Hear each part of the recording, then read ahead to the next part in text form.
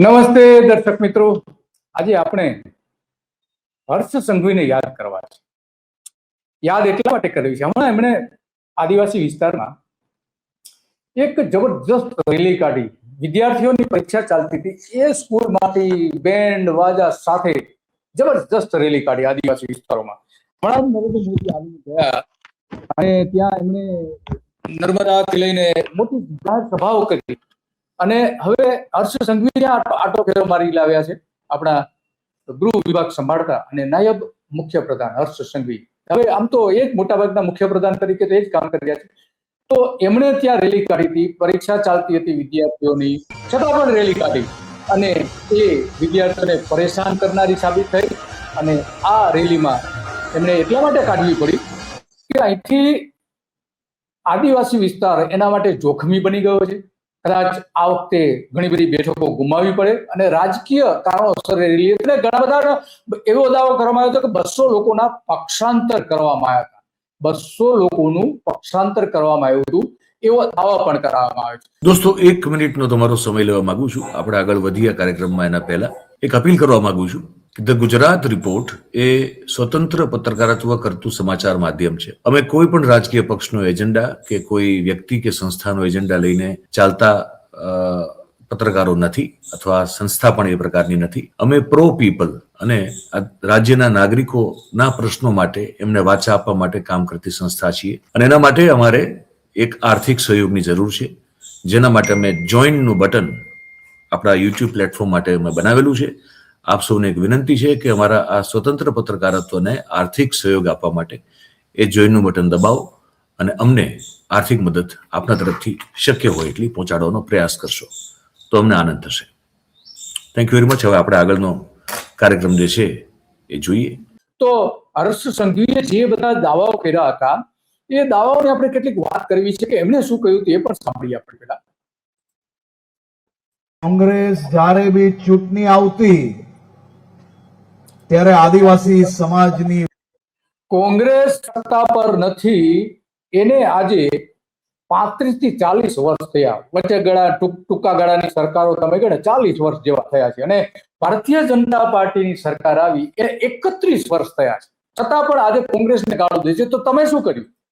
વાતો કરતી, ખેડૂતોની વાતો કરતી, દલિતોની વાતો કરતી, પણ એ વાતો માત્ર ને માત્ર વોટ માટે કરતી અને મારા આદિવાસી સમાજના સૌ લોકો એમની ઉપર વિશ્વાસ રાખતા અને વિશ્વાસમાં રાહ જોતા કે મારા ગામમાં રોડ બનશે, મારા ગામમાં લાઈટ આવશે, મારા વિસ્તારની અંદર સ્કૂલ આવશે, મારા ગામમાં કોઈ બીમાર પડશે તો એને હેલ્થ એટલે કે ચિકિત્સાની વ્યવસ્થાઓ મળી જશે.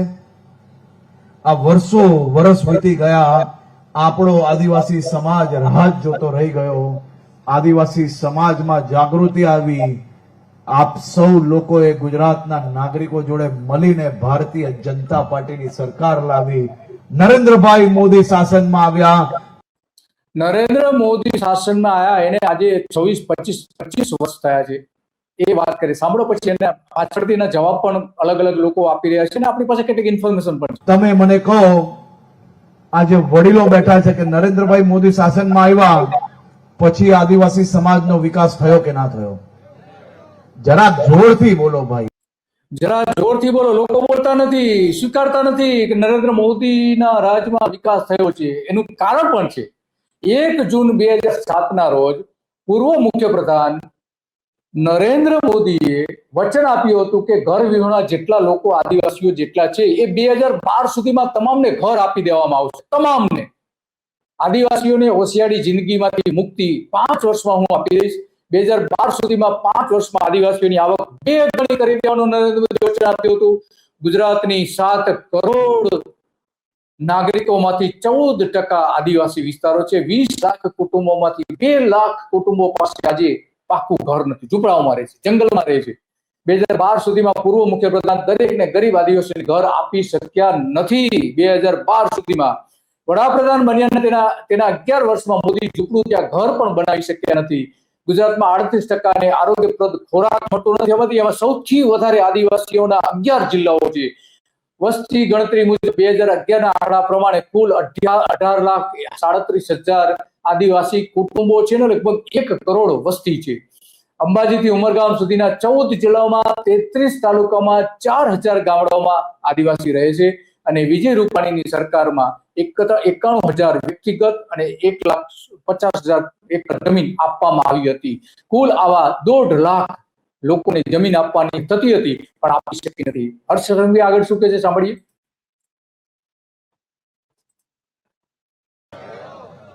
મજબૂત વિકાસ થયો કે નહીં થયો? ગામમાં રોડો આવ્યા કે ના આવ્યા? રોડ આયા કે નહીં એ આપણે પાછળથી ચૈતર વસાવાની આખી વાત સાંભળવાની છે. લાઈટ આવી કે ના આવી? સ્કૂલો નવી બની કે ના બની આસપાસના વિસ્તારોમાં?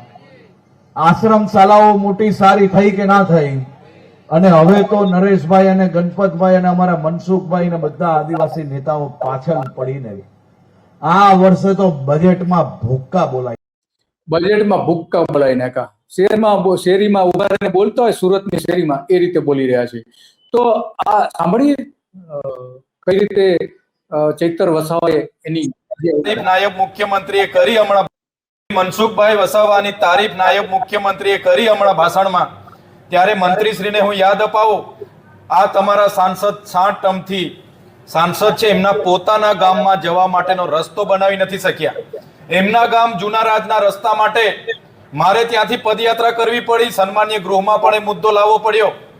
આ તમારા સાંસદને પહેલા કહો કે પહેલા એમના ગામનો રસ્તો બનાવે. જે ગણપત વસાવાની તમે વાત કરો છો, એ ગણપત વસાવા જ્યારે આદિજાતિ મંત્રી હતા ત્યારે જ આદિજાતિઓના ખોટા પ્રમાણપત્ર એમણે મેળાવડા કરીને બિન આદિવાસીઓને આપ્યા છે.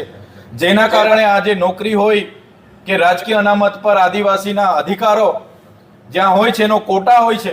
બિન આદિવાસી લાખો લોકો આજે નોકરીઓમાં જોડાઈ ગયા, આજે શિક્ષણમાં જોડાઈ ગયા, આજે ચૂંટણીઓ પણ બિન આદિવાસી લોકો રિઝર્વ બેઠકો પરથી લડે છે.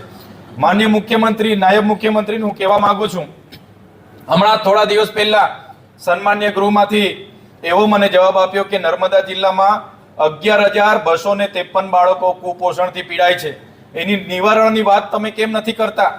એક પરફેક્ટ ઘરનું સપનું એને સાકાર કરશે કોણ? Shrinathji group of companies. 10 વર્ષ પહેલા Dakshesh Shah started his journey એક સિમ્પલ ડ્રીમથી.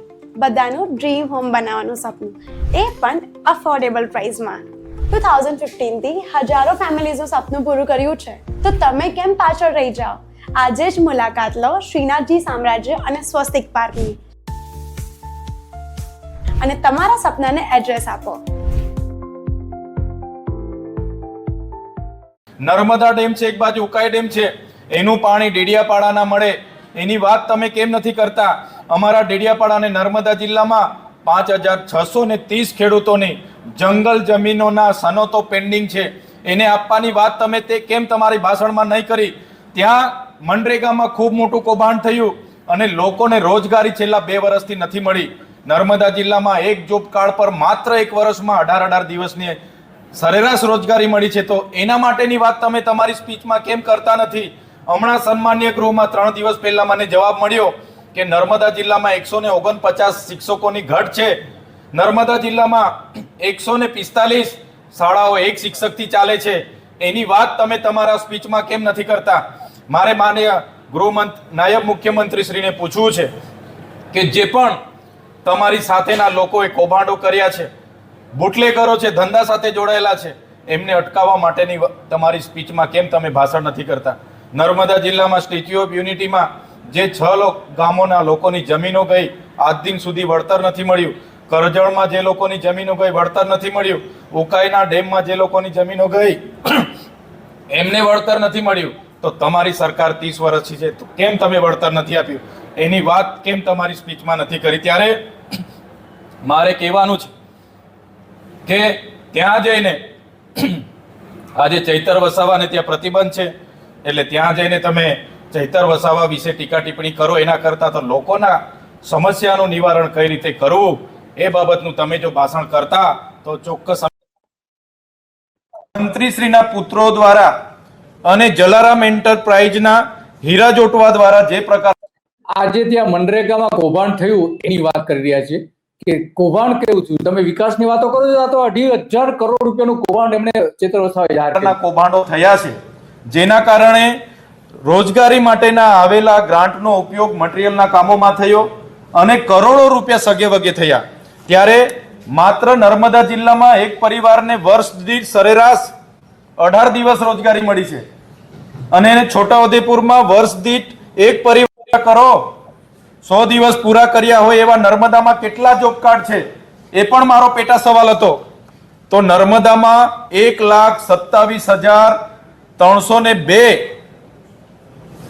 અરજીઓ મળી જોબ કાર્ડો મુજબ, પણ માત્ર 200 લોકો એવા છે કે જેમને 100 દિવસ રોજગારી સરકાર.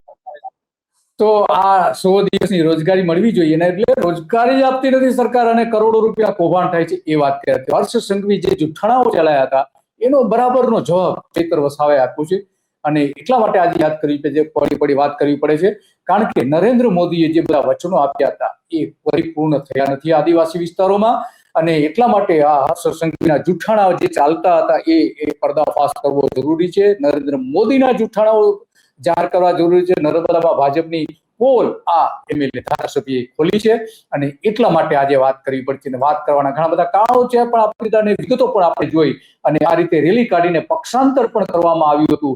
તો પક્ષાંતર અંગે ત્યાંના જે એક આગેવાન છે એ કહી રહ્યા છે એ પણ સાંભળીએ કે એ શું કહે છે.